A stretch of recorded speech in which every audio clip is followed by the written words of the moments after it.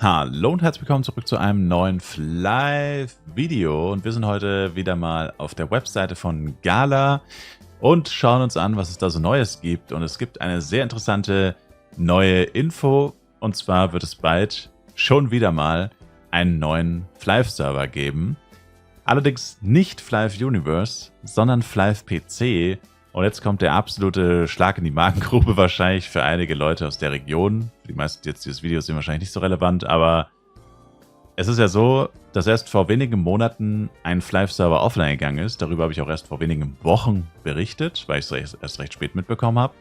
Und in der gleichen Region, aka Taiwan, also diesmal ist es Taiwan, Hongkong und Macau, aber Taiwan ist auf jeden Fall davon betroffen. In der gleichen Region, wo sie erst vor wenigen Monaten einen Flive-Server offline genommen haben, weil wahrscheinlich kein Mensch dort gespielt hat, planen sie den Neustart in dieser gleichen Region. Und das bedeutet quasi für die Leute, die jetzt da gespielt haben, wurde alles gelöscht und sie müssen jetzt wieder neu anfangen. Innerhalb wahrscheinlich des gleichen Jahres. Also ich weiß nicht, ob es dieses Jahr noch online geht, steht nicht dabei. Aber es könnte höchstwahrscheinlich sein, dass sie in weniger als einem halben Jahr neu anfangen müssen, nachdem sie erst quasi alles gelöscht bekommen haben. Also es ist eine absolute wilde Situation.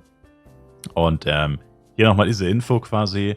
Am 24.06.2024, das ist eben der Teil, das ist hier diese Community-Forum-Info über die Beendigung des Fi-Fi-Services. Also Fi-Fi ist Flive auf Chinesisch oder in Chinesisch.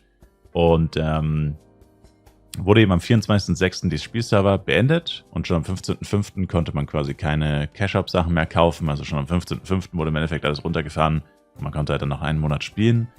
Das heißt, es ist jetzt gerade mal 5 Monate her, noch nicht mal ein halbes Jahr her.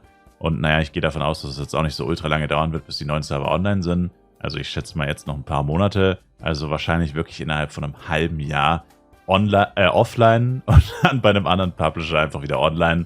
Und ich dauere mal sehr stark, dass man da irgendeinen Fortschritt übertragen konnte. Das bezweifle ich sehr stark. Steht auch nicht dabei. Aber ja, was steht hier im Endeffekt drin? Ich kann natürlich kein Japanisch und ihr wahrscheinlich auch nicht.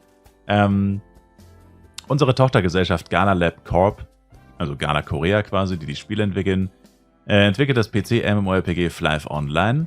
Am 29. Oktober unterzeichneten wir einen Publikationsvertrag mit dem chinesischen Unternehmen Best Kirin Global. Diesmal, okay, das ergibt keinen Sinn. Best Kirin Global übernimmt die Verantwortung für den Relaunch von Flive Online in den Regionen, und jetzt kommt Taiwan, Hongkong und Macau. Yeah. Beide Unternehmen werden die Lokalisierung in China gemeinsam vorantreiben. Flive Online ist ein einzigartiges Spiel, das ein freies Flugsystem zusätzlich zur MMORPG einzigartige Immersion bietet. Ein Werk, das bei vielen Nutzern sehr beliebt ist. Best Kirin Global lokalisiert Flive Online durch Taiwan, Hongkong und Macau-Regionen vor Ort betrieben, sodass Benutzer die besten Spiele genießen können. Wir werden unser Know-how unser umfangreiches Netzwerk aktiv nutzen. Ja. Deutsche Sprache, schwere Sprache, aber die Übersetzungen von den asiatischen Sprachen ist immer extrem schwierig in die europäischen. Und dann noch kurz die Info zu der Plattform, auf der das Ganze stattfinden wird. Die Plattform heißt free975.com. Es sind diese chinesischen Webseiten, die haben immer einfach Zahlen als Website-Name. Das ist immer ganz lustig. Ja. Genau, betreibt eine Spiele-Plattform im Zentrum von China. Wir sind ein führendes Plattformunternehmen, das aktiv an Rising und Entwicklung beteiligt ist. Also Rising soll wahrscheinlich Publishing heißen. Veröffentlicht Koreas berühmtes MMORPG wie die Legende von Miel. Noch nie in meinem Leben gehört. Millennium. Noch nie in meinem Leben gehört. Und Crossgate. Sing hat eine anhaltende Beziehung zu einer koreanischen Spieleentwicklungsfirma. Gala Lab Corp arbeitet an der Entwicklung mobiler Spieler. Die Zusammenarbeit zwischen den beiden Unternehmen wird durch einen Publikationsvertrag weiter ausgebaut. Wird erwartet, keine Ahnung. Ja. Lange Rede, kurzer Sinn. Wir kriegen neue Flive-Server für Flive PC.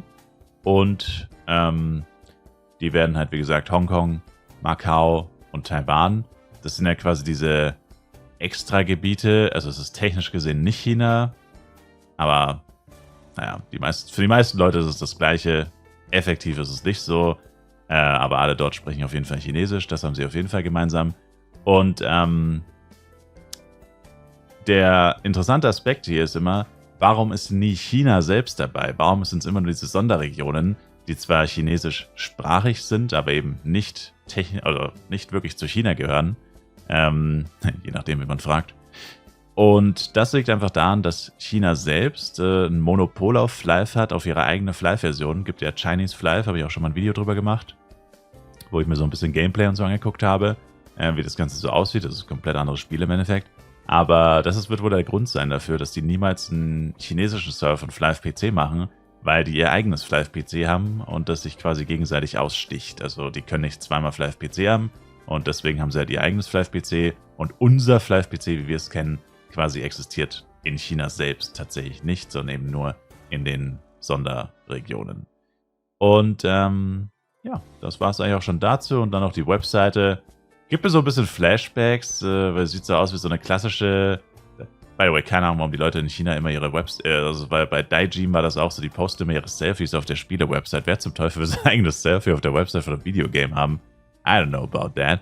Aber gibt so ein bisschen Flashbacks, so ist einfach so eine alte, ich kann es aber übersetzen in Deutsch, aber es ist, ja, keine Ahnung. Wobei, wenn ich jetzt irgendwo draufklicke, ist es gleich wieder auf Chinesisch, genau. Aber gibt dann so ein bisschen Flashbacks, so eine alte MMORPG-Webseite. Gibt es wahrscheinlich bei uns auch noch, aber ich war tatsächlich schon ewig nicht mehr drauf, weil ich spiele ja nur Flive und unsere Flive-Webseiten sind ja getrennt, da gibt es ja nur Flive, nicht noch andere Spiele. Gibt es so ein bisschen, ja, wie gesagt, Retro-Vibes von zum Beispiel der alten Gala-Website, der alten G-Potato-Webseite, der alten Website-Webseite und so. Da waren ja auch immer viele Spiele vertreten, eben nicht nur Flive. Ja, sieht an sich nicht schlecht aus, aber wie gesagt, an für sich schon eine ziemlich blöde Situation wieder für die Spieler in Taiwan. Weil ich meine, also ich verstehe es einfach nicht. Weil du hast halt quasi einen Publisher und ich kann mir nicht vorstellen, dass die Zusammenarbeit mit dem Publisher so schlecht lief. Also der Grund, warum das Spiel offline gegangen ist, wird ja höchstwahrscheinlich sein, weil es nicht genug Spieler und nicht genug Einnahmen gab. Und ich wüsste halt nicht, was sollte sich ändern, dass wenn du jetzt zu einem anderen Publisher gehst, was sollte sich da ändern? Da wird sich gar nichts ändern. Das wird einfach genau das gleiche wieder sein. Also ich weiß ehrlich gesagt nicht, was sie sich davon erhoffen. Also ein Argument, was man natürlich bringen könnte, wäre, Serverstarts beinhalten immer sehr viel Geld. Also die meiste Kohle machst du mit einem Free-to-Play-Game, wenn du neue Server launchst und sie dann am besten schnell wieder offline nimmst, damit sie keine weiteren Kosten verursachen, wenn nicht mehr viel gecached wird. Aber eben weil das erst so kurz her, also noch nicht so lange her ist, dass sie die Server offline genommen haben, müssen die Leute in der Region, die tatsächlich daran interessiert sind, ja eigentlich davon wissen, dass das halt so passiert ist. Und das heißt, sie müssen davon ausgehen, dass das wieder passieren wird, dass du ein paar Monate spielst oder ein paar Jahre in dem Fall tatsächlich. Ich glaube, es waren tatsächlich fast 4 Jahre. Aber dass dann alles wieder gelöscht wird quasi nach der Zeit und ich weiß halt nicht. Also irgendwann müssen doch die Leute einfach mal sagen, nee, das machen wir nicht mehr mit. Weil was anderes ist es ja, wenn du quasi ein Spiel spielst und du selbst hörst dann irgendwann auf zu spielen, aber das Spiel an sich ist nicht weg. Also du cashst, du spielst und dann hörst du irgendwann auf, ja, aber dass das Spiel dann immer verschwindet, das hast du halt meistens dann doch nicht. Und das ist ja der Punkt, der dann so wehtut, dass du auch wirklich keine Chance mehr hast zu spielen. Weil wenn du jetzt einfach nur eine Pause machst und keinen Bock mehr hast, kommst du irgendwann später wieder, kannst deine gleichen Items benutzen, kannst deine Charakter benutzen und spielst einfach weiter. Aber wenn halt die ganze Zeit online, offline, dann funktioniert das natürlich nicht, weil du musst immer wieder von neu anfangen und all dein Fortschritt wurde gelöscht. Also, keine Ahnung, irgendwann müssen die Leute ja sagen, nee, da haben wir keinen Bock mehr drauf. Aber anscheinend funktioniert es, sonst würden sie es nicht immer wieder machen. Weil ich meine, sie haben ja die Zahlen bei sich liegen, wie viel Kohle das Game macht und offensichtlich funktioniert es irgendwie. Ich habe keine Ahnung, wie die Leute das mitmachen, aber offensichtlich machen sie es mit. Genau, auf der Website selbst gibt es hier noch keine Ankündigung dazu. Wurde aber auch, wie gesagt, erst vor ein paar Tagen der Vertrag unterschrieben. Also so schnell geht das ja in der Regel auch nicht. Das würde jetzt wahrscheinlich ein bisschen dauern. Ich werde es beim Auge behalten, falls es da noch irgendwie interessante News gibt oder spätestens wenn der Server online geht, kann ich es vielleicht nochmal berichten. Ist für uns allerdings nicht so interessant, weil wir können dort so oder so nicht spielen, also unabhängig davon, dass es Flive PC ist. Ja, also meistens ist es region-locked, manchmal muss man sich sogar mit irgendwie Sozialversicherung oder Handynummer anmelden, die natürlich aus der Region stammen muss, also es ist ganz schön schwierig da reinzukommen. Und ich meine, letztendlich ist es einfach Flive PC auf einer anderen Sprache, also nicht so extrem spannend. Aber ja, das waren die neuesten Gala-News mit dem neuen Flive-Server, der wahrscheinlich demnächst online gehen wird. Ich sage danke euch vielmals fürs Zuschauen, würde mich selber ein Like, Kommentar und auch ein Abo von euch freuen. Und ich hoffe, wir sehen uns im nächsten Flive Universe oder Flive PC oder Stream wieder. Twitch-Link in der Videobeschreibung. Macht's gut, haut's rein und ciao, ciao.